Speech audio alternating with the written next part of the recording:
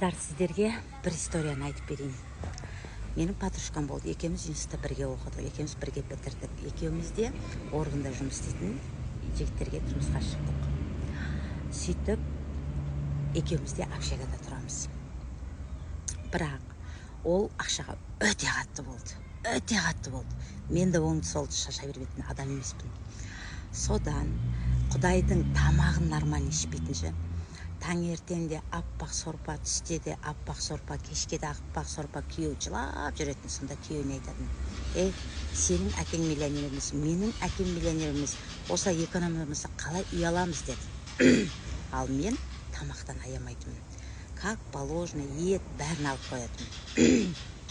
Бірақ бәрібір үйді мен бірінші алдым.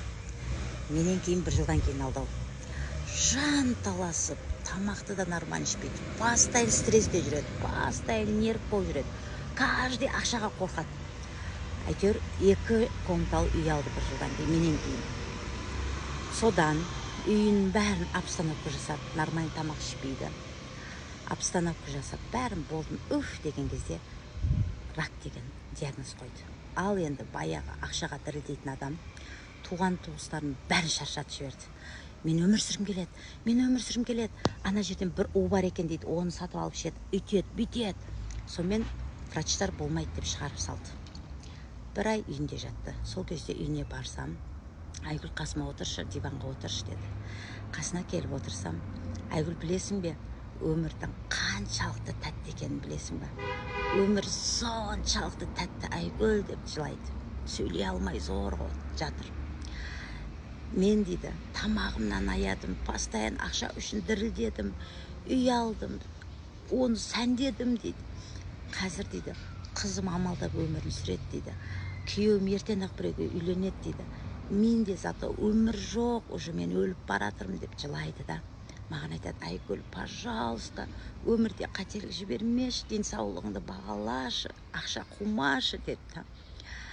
Сол жерде мен мына өзі қатыгез болып қалады екен ғой деп қорқып кеттім да.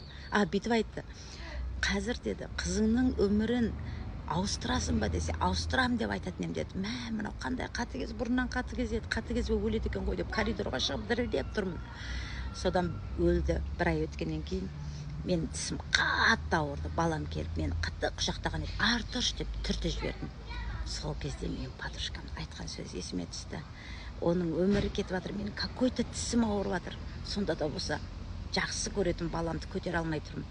Шынымен денсаулық, өмір қымбат екен ғой деп сол